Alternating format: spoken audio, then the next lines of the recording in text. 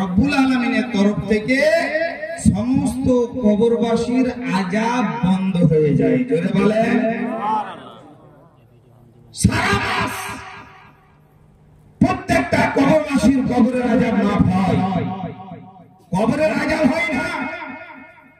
কিন্তু যেমন যেমন রমজান অতিবাহিত হয়, শেষ হয়, শেষের দিকে আসে, কবরবাসী আফসোস করতে থাকে, পস্তাতে থাকে, কারণ আবার রমজান যেমনই শেষ হয়ে যায় পুনরায় আবার ওই কবরবাসীদের আযাব আবার শুরু হয়ে যায়।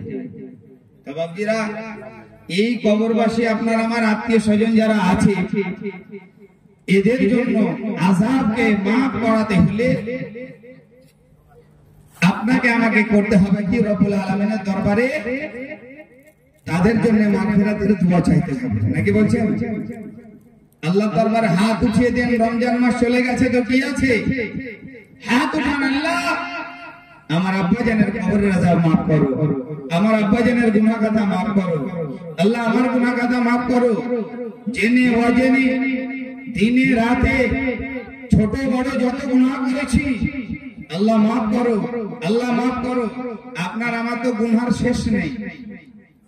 শোনেন, হক কথা বলতে ভয় করি না, আর দাওয়াতেরও আশা করি না যে হক কথা বলে দেব তারপরের দিন জালসাতে লিবে না, মিলাদে লিবে না, এরকম বলবি এখন পর্যন্ত আমি হইনি। বাবজিরা আমার, সুবহানাল্লাহ, এখন আপনার আমার পাপ। বাড়িতে বিয়ে দেবেন, ছেলের বিয়ে দেওয়াটা কি বলেন সুন্নাত। কত কত বাবা বলে যে আমার ফরজ কাজ আমি নামিয়ে দিলাম। তোমার ফরজ কাজ ওটা ছিল না, তোমার ফরজ কাজ ওটাই ছিল যে তোমার বেটাকে নামাজি করা, নাকি বলছেন? এটা আমার কথা নয়, আমার বাপেরও কথা নয়।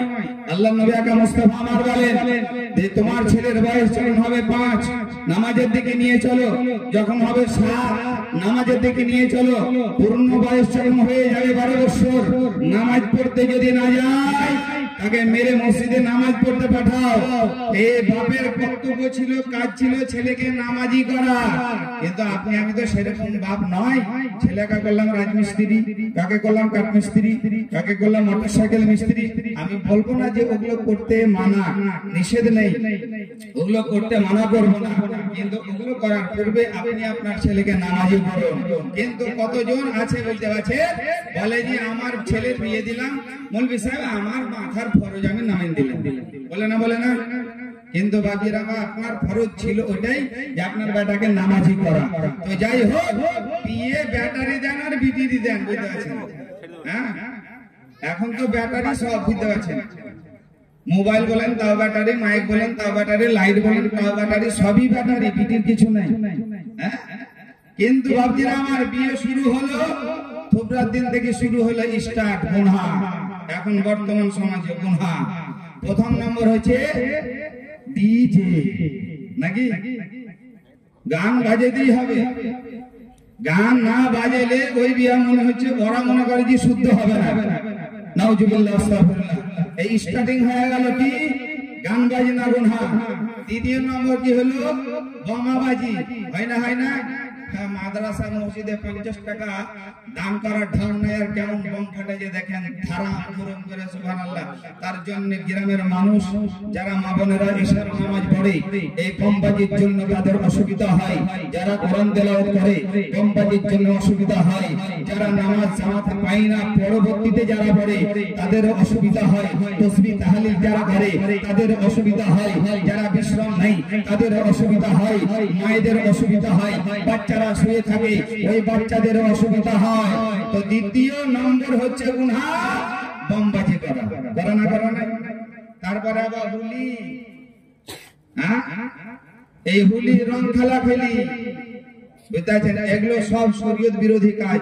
এগুলো করতে গেলে গুনাহ হবে, হবে, হবে, হবে, হবে, আর এরই জন্য জাহান্নামে যেতে হতে পারে। হ্যাঁ, সুবহানাল্লাহ। ভাই দিছে ভাবির গালে, ভাবি দিছে ভাইয়ের গালে, ভাবি দিছে দেওরের গালে, সুবহানাল্লাহ। বৌমা দিছে শ্বশুরের গালে। আরে বাবা রে, সুবহানাল্লাহ। এই ডিজিটাল জামানা বলো রে বাবা, কিন্তু সব গুনাহ, সব গুনাহ। রব্বুল আলামিন পাক পরওয়ারদিগারে আলম আজ বর্তমান জামানায়, আজ বর্তমান সময়ে সুবহানাল্লাহ বেরাদারান ইসলাম, আপনার আমার বাড়ি ঘরে ইত্যাদিতে সুবহানাল্লাহ, দেখেন সামনে আমার ইয়াদুল মামা বসে আছে সুবহানাল্লাহ। এখন ইয়াদুল মামার বাড়ির ভিতরে যদি কেউ ঢুকে, ইয়াদুল মামা বাড়ির সুবহানাল্লাহ বাইরে বা ভিতরে যদি কেউ ঢুকাঢুকি করে, ঘোরাঘুরি করে, আমার মামা কিন্তু ভিতর থেকে দেখতে পাবে, কারণ সিসি ক্যামেরা বসে আছে, আছে না নাই? এই সিসি ক্যামেরার পূর্বে লাখো লাখো হাজার হাজার দুনিয়া সৃষ্টির সময়, ইনসান সৃষ্টির সময়, মানবকে সৃষ্টি করার আগে আমার আল্লাহ আপনাকে আমাকে যখন দুনিয়াতে মানে ছাড়লেন, দুনিয়াতে যখন পাঠালেন, ওই সময়তে আমার আল্লাহ আপনার আমার নিকটে দুটো সিসি ক্যামেরা দিয়েছে। জোরে বলেন, আরেকটু জোরে বলেন। সিসি ক্যামেরা দিয়েছে। আপনি বলবেন কই মৌলভী সাহেব ক্যামেরা দেখতে পায় না? সুবহানাল্লাহ, হাদিস কোরআন না পড়লে ওই ক্যামেরা আপনি দেখতে পাবেন না। ওই ক্যামেরা সিসি ক্যামেরার ক্যামেরা বুঝতে পারছেন, দেওয়ালে লাগা আছে, গেটে লাগা আছে, দেখতে পাচ্ছেন, কিন্তু হাদিস না পড়লে, কিতাব না পড়লে, ধর্মিক কিতাব না পড়লে, ইসলামিক শিক্ষায় শিক্ষিত না হলে আপনার কাছে সিসি ক্যামেরা যে আছে, আপনার কাছে যে সিসি ক্যামেরা রয়েছে, এটা কিন্তু আপনি খুঁজে পাবেন না। এই বাপজিরা আমার, কোরআন যদি খোলেন, কোরআন বলবে ও বান্দারা তোদের কাছে দুটো আমি সিসি ক্যামেরা দিয়েছি। একটার নাম হচ্ছে সুবহানাল্লাহ, আপনি বাড়িতে লাগিয়েছেন, হয়তো সনি কোম্পানি, হয়তো স্যামসাং কোম্পানি, নাকি এরকম কোম্পানি হয় না, কিন্তু রব্বুল আলামিন পাক পরওয়ারদিগারে আলম আপনার আমার নিকটে যে সিসি ক্যামেরা দিয়েছে, একটার নাম হচ্ছে কেরামান আর দ্বিতীয়টার নাম হচ্ছে কাতাবিন। জোরে বলেন সুবহানাল্লাহ। করেন কত বমবাজি করবেন, যত বমবাজি করবেন ওই ক্যামেরাতে উঠবে না? ডান আর বাম কাঁধে আপনার দুটা সিসি ক্যামেরা। যেদিন আপনার দম শ্বাস, সেদিন এই সিসি ক্যামেরা আউট আল্লাহর দরবারে। এই বাপজিরা আমার সুবহানাল্লাহ, এই সিসি ক্যামেরাটা বমবাজি করেন, মদ মানে পান করেন, তাস খেলেন, জুয়া খেলেন, ডিজে বাজান, গান বাজান, জেনা করেন, আর আপনি ড্যান্স করেন। এই ড্যান্স করার লেগেই যখন বুঝতে পারছেন আল্লাহ আপনাকে আমাকে তৈরি করে, তখন ফেরেশতারা আল্লাহকে বলেছিল রব্বুল আলামিন মানুষ তৈরি করিও না, এই মাটি দিয়ে মানুষ তৈরি করিও না। রব্বুল আলামিন বলে কেন? বলে এই মাটি দিয়ে তুমি মানুষ তৈরি করবে, আর এই মানুষ এই মাটির উপরে লাফাচ্ছে না ভাই না? খালি একবার মোবাইল খুলে দেখেন, বহু বিটি সব লাফাইতে লেগেছে। হ্যাঁ বুঝেছেন, সব লাফাতে শুরু করে দিয়েছে। নাউজুবিল্লাহ। আর দেহের এমন কোন জায়গা নেই যে মহিলাদের দেখা যায় না। কিতাব বলে মায়েদের, বোনেদের অঙ্গের সুবহানাল্লাহ যে অঙ্গটা পরপুরুষে দেখবে, ওই অঙ্গটা আল্লাহ পাক জাহান্নামে দেবে। ও মা বোনেরা, খাস করে মুসলমান ঘরের মা বোনেদেরকে আমি বলবো, দেহটা, বডিটা, শরীরটা ঢেকে রাখবেন, আমার আল্লাহ মরার পরে আপনাকে জান্নাতবাসী করবে। যাই হোক বাপজিরা আমার, বলতেছিলাম এটাই রব্বুল আলামিন কোরআন পাকের মধ্যে ঘোষণা করেন, ওয়া বিল ওয়ালিদাইনি ইহসান, তোমরা তোমার পিতামাতার প্রতি সৎ এবং ভালো ব্যবহার করো। আজ আমার আমিরুল ভাই ওনার মায়ের ইশালে সব উপলক্ষে এই অনুষ্ঠান সুবহানাল্লাহ তৈরি করেছে, এই অনুষ্ঠান অনুষ্ঠিত করেছে। আমার আল্লাহ যেন কবুল করে। বাপজিরা আমার, আকা মুস্তাফা জনাবে মুহাম্মদুর রাসূলুল্লাহ সাল্লাল্লাহু তাআলা আলাইহি ওয়াসাল্লাম আমার সুবহানাল্লাহ বলেন, ও আমার উম্মতিরা তোমরা শোনো, তোমাদের জান্নাত হচ্ছে তোমার মায়ের পায়ে। জোরে বলেন। একজন ব্যক্তি আমার নবীকে বলেন, একজন সাহাবী বলেন, ইয়া রাসূলুল্লাহ, ইয়া হাবিবাল্লাহ, নবী গো, আমি কার সেবা করব? আকা মুস্তাফা আমার বলেন যে যাও তুমি তোমার মায়ের করো। আল্লাহর নবী আকা মুস্তাফাকে বলেন, ইয়া রাসূলুল্লাহ, ইয়া হাবিবাল্লাহ, নবী তারপরে আমি কার সেবা করব? নবী আমার বললেন, যাও তুমি তোমার মায়ের সেবা করো। আল্লাহর নবী আকা মুস্তাফার নিকটে আবার দ্বিতীয়বার যেন গেলেন, যাওয়ার পরে যেন বলেন, ইয়া রাসূলুল্লাহ, নবী আপনি বলুন এবার কার যেন খিদমত করব, কার যেন পয়রবি করব? আমার নবী বলেন, যাও তুমি তোমার মায়ের করো। চতুর্থবার যেন গেল, যাওয়ার পরে বলে, ইয়া রাসূলুল্লাহ, ইয়া হাবিবাল্লাহ, নবী গো, এবার আমি কার খিদমত করব? আমার নবী বলে, এরপরে তুমি তোমার আব্বা জানের করবে। মায়ের, বাবার চাইতে মায়ের 3 গুণ। বাবার চাইতে মায়ের 3 গুণ উঁচু স্থান সম্মান বেশি। এই মুআজ্জাজ বিরাদার সেই জননী গর্ভধারিণী মায়ের খিদমত, মায়ের পৈরবী, মা বাবার সম্মান আপনাকে আমাকে করতে হবে। মা বাবার সম্মান যদি আপনি না করেন, যদি আমার মতো মৌলবি তো দূরের কথা, স্বয়ং যদি মক্কার ইমাম হয়, সুবহানাল্লাহ, ওই ইমামের ইবাদত বন্দেগী আল্লাহর দরবারে কবুল হবে না। বাবাজি ভাইরা আসুন, ঢাকা মুস্তাফা আমার এই সাহাবা বর্গ থেকে নিয়ে আলোচনা করতে আছেন। আর নবী আমার বলেন, হঠাৎ করে নবী আমার সাহাবা বর্গ থেকে বলতে থাকেন, ও আমার সাহাবীরা বলো, এই জান্নাতের চৌখাটে চুমু দিতে চাও? জোরে বলেন। বাপজিরা আমার, জান্নাতের চৌখাটে চুমু দেওয়ার কথা নবী বলছেন। সাহাবা বর্গ থেকে যেন বলছেন, কোন সাহাবা জান্নাতের চৌখাটে চুমু দিতে চাইবে? একজন সাহাবী দাঁড়িয়ে গেলেন, ইয়া রাসূলুল্লাহ, ইয়া হাবিবাল্লাহ, নবী গো, আমি জান্নাতের চৌখাটে চুমু দিতে চাই, আমি জান্নাতের চৌখাটে চুমু দিতে চাই। আকা মুস্তাফা আমার বলেন, ও আমার সাহাবী, তুমি জান্নাতের চৌখাটে চুমু দিতে চাও? বলে, হ্যাঁ হ্যাঁ রাসূলুল্লাহ, আমি জান্নাতের চৌখাটে চুমু দিতে চাই। আকা মুস্তাফা আমার বলে, যাও, তুমি তোমার বাড়ি চলে যাও, আর বাড়ি চলে গিয়ে তুমি তোমার মায়ের পায়ে চুমু দিয়ে দাও, তোমার জান্নাতের চৌখাটে চুমু দেওয়া হবে। তো মায়ের পায়ে চুমু দিলে যদি জান্নাতের চৌখাটে চুমু দেওয়া হয়, তো মায়ের কি শান কম গো? মায়ের সম্মান কম? বাপজিরা আমার শোনেন, মনে রাখবেন, নবী আমার বলেন, যাও তুমি বাড়ি চলে গিয়ে তুমি তোমার মায়ের পায়ে চুমু দিয়ে দাও, তোমার জান্নাতের চৌখাটে চুমু দেওয়া হবে। ও গো বাপজি ভাইরা, সাহাবী রাসূলকে আমার নবী যেমনই বলেছে, বলে, যাও তুমি বাড়ি চলে যাও, তোমার মায়ের পায়ে চুমু দিয়ে দাও, তোমার জান্নাতের চৌখাটে চুমু দেওয়া হবে। যেমনই মায়ের কথাটি বলেছে, ওই সাহাবী রাসূল বছর নয়নে যেন কান্না করতে লেগেছেন। ইয়া রাসূলুল্লাহ, ইয়া হাবিবাল্লাহ, নবী, আপনি আমার মায়ের কথা ইয়াদ করিয়ে দিলেন, আপনি আমার মায়ের কথা মনে পড়িয়ে দিলেন। ইয়া রাসূলুল্লাহ, নবী, আপনি মায়ের পায়ে চুমু দিতে বললেন গো নবী, কিন্তু জননী মা দুনিয়ার বুকে বেঁচে নাই। জোরে বলেন। বলছে, মা দুনিয়ার বুকে বেঁচে নাই। আল্লাহর নবী আকা মুস্তাফা আমার বলেন, বলে, ও আমার সাহাবী, তোমার মা দুনিয়ার বুকে বেঁচে নাই তো কি আছে? যাও যাও যাও, যেই কবরস্থানে তোমার মাকে দাফন করা হয়েছে, যেই কবরডাঙ্গাতে তোমার মাকে দাফন করা হয়েছে, তুমি তোমার মায়ের কবরের নিকটে চলে যাও। আপনি আমি যাই? হ্যাঁ বলেন। হ্যাঁ, ঈমান বুঝতে পারছেন? আপনার আমার ঈমান কত মজবুত, সুবহানাল্লাহ। খালি একবার খিচড়িটা পাইলে আপনি আমি জালসা সুবহানাল্লাহ শুনতে আসি, এবং জালসা অনেকে শুনি, কিন্তু খালি মনের ভিতরে গায়ে যে কখন শেষ করবে, কখন খিচড়ি নিয়ে আসবে, কখন খিচড়ি আনবে। সুবহানাল্লাহ। মুআজ্জাজ বিরাদার ইসলাম, জালসা শিরনির আশায় শুনলে হবে না, নিয়ত নেকির আশায় মানে শুনতে হবে।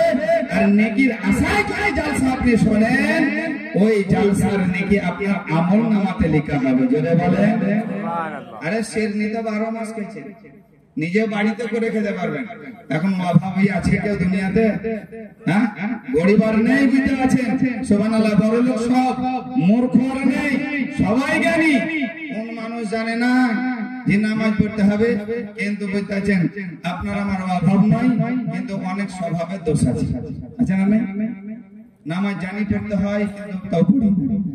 ওই রমজান মাস গেল, বুঝতে আছেন? সুবহানাল্লাহ।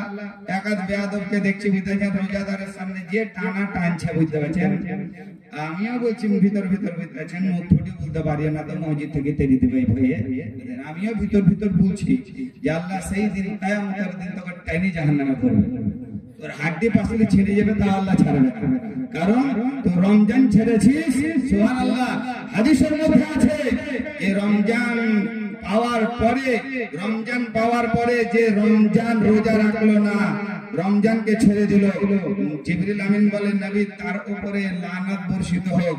তো আল্লাহর নবী আকা মুস্তাফা বলেন হ্যাঁ আমিন। আমার নবী সমর্থন করলেন।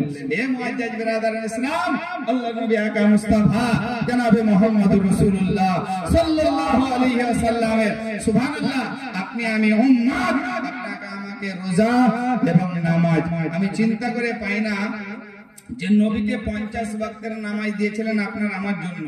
যদি 50 ওয়াক্তের নামাজ আপনাকে আমাকে দিত তো কি অবস্থাটা হইতো? কারণ 5 ওয়াক্তে তো পড়তে পারি না নাকি, কখন জোহর পড়ছি তো আসর পড়ি না, আসর পড়ছি তো মাগরিব পড়ি না, বুঝাছেন? কিন্তু শুনেন, যারা পড়েন তারা শুনেন, আল্লাহর নবী আকা মুস্তাফাকে আমার আল্লাহ বললেন, বলে নবী যাও তোমার উম্মতি 5 ওয়াক্তের নামাজ আদা করবে, কিন্তু 50 ওয়াক্তের সওয়াব পাবে। বলেন সুবহানাল্লাহ। কিন্তু পড়লেই তো নাকি সুবহানাল্লাহ। ঈদের নামাজ কত জনের আবার কাজা। যাই হোক, ওদিকে আমি যাচ্ছি না, এই কথাটা বলে আমার বক্তব্য ইতি। আল্লাহর নবী আকা মুস্তাফা বলেন যাও তুমি তোমার মায়ের কবর যেখানে দেওয়া আছে তোমার মায়ের কবরের নিকটে চলে যাও। আল্লাহর নবী বলেন যাও তোমার মায়ের কবরের নিকটে যাও, যেই কবরস্থানে তোমার মাকে দাফন করা হয়েছে ওই কবরস্থানে তুমি চলে যাও। তোমার মায়ের কবরের নিকটে গিয়ে তুমি পায়ের দিকে চুমু দিয়ে দাও, তোমার জান্নাতের চৌকাঠে চুমু দেওয়া হবে। ওগো বাপজি মায়েরা, আল্লাহর নবী আকা যেমনই বললেন, সাহাবী রাসূল আরো অজন নয়নে যেন ক্রন্দন শুরু করে দিলেন, চোখ থেকে যেন অশ্রুধারা হইতে শুরু করে দিল। নবী বলেন ও সাহাবী তুমি কিসের জন্য ক্রন্দন করো, কেন তুমি কান্না করো? বলে ইয়া রাসূলুল্লাহ নবী গো আপনি আমার মায়ের কবরের কাছে যেতে বললেন গো নবী, কিন্তু আমার মা আমি যখন ছোট বাচ্চা ছিলাম, আমি যখন নেকড়া বা তেনাই জরা ছেলে ছিলাম, ওই সময়তে আমাকে রেখে আমার জননী মা দুনিয়া ছেড়ে বিদায় নিয়েছে। ইয়া রাসূলুল্লাহ নবী আমার আম্মা জানের কবরটা কোথায় আছে আমি চিনি না, আর আপনি আমি চিনি কিন্তু যাই না নাকি, 4 দিনে যাই আর 40 দিনে যাই নাকি, আর ঈদের দিনে যদি ঈদগাহ থেকে মন হলো তো যাই, তাছাড়া আর যাই না নাকি, যাই কি?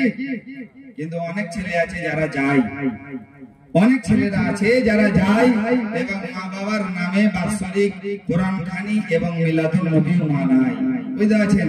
আপনি যদি করেন আপনার ছেলেরাও করবে, আপনি যদি না করেন আপনার ছেলেরা করবে না, আপনারা নিজ নিজ ডায়েরিতে লিখে নিয়ে।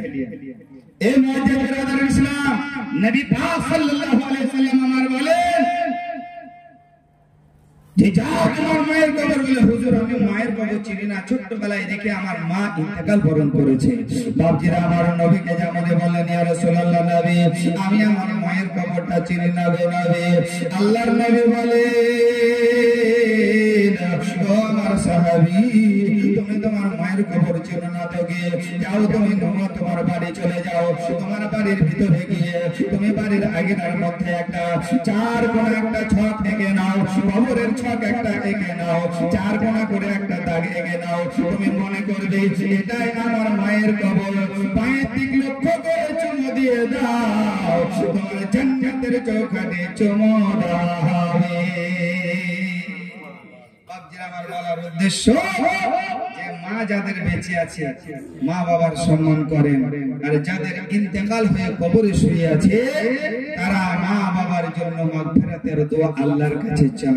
এ বাপজিরা আমার, কোন সন্তান যদি আল্লাহ পাকের কাছে নিজের মা বাবার মাগফিরাতের জন্য দোয়া চায় আল্লাহ ওই সন্তানের দোয়াতে মুগ্ধ হয়ে যায়। জোরে বলেন আল্লাহ বলে বান্দা তোর দোয়াতে মুগ্ধ হয়ে গিয়ে যদিও তোর পিতা মাতার কবরের আযাব হয়, তোর দোয়াতে আমি মুগ্ধ হয়ে গিয়ে আমি আল্লাহ তোর মাতা পিতার কবরের আযাব আমি আল্লাহ মাফ করে দিই। জোরে বলেন বাপজিরা আমার শুনেন, এই কথা বলে বক্তব্য ইতি, বুঝাছেন? টাইম শেষ।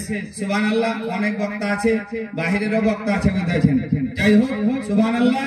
তো আল্লাহর নবী আকা মুস্তাফা সুবহানাল্লাহ বললেন যে তোমার মায়ের, কোরআন পাক বলে যে তোমরা মা বাবার ইহসান করো।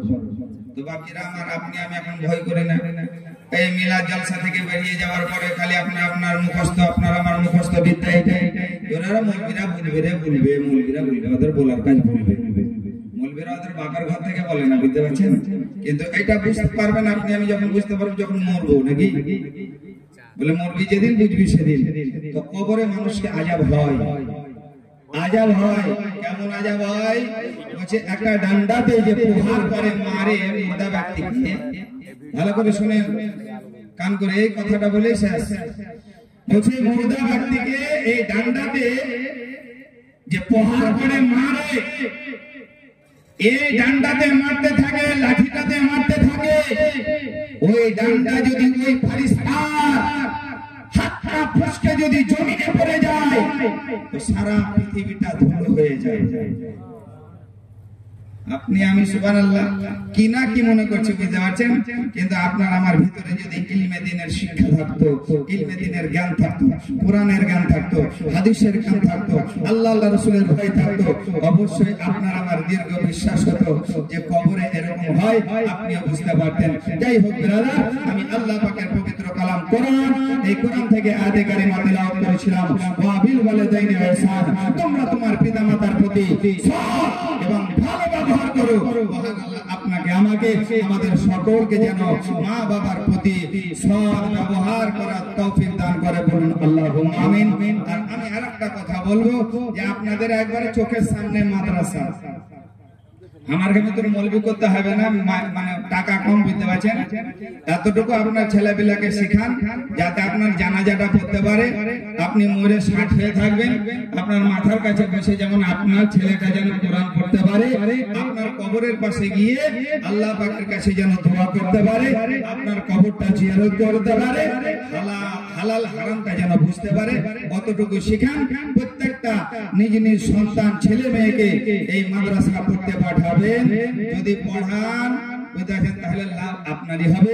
আমার আল্লাহ পাক আপনাকে আমাকে আমাদের সকলকে যেন নেক আমল করার তৌফিক দান করে, বলুন আল্লাহুম্মা আমিন। ওয়া দাওয়ানা আলহামদুলিল্লাহি রাব্বিল আলামিন। আসসালামু আলাইকুম ওয়া রাহমাতুল্লাহি ওয়া বারাকাতুহু।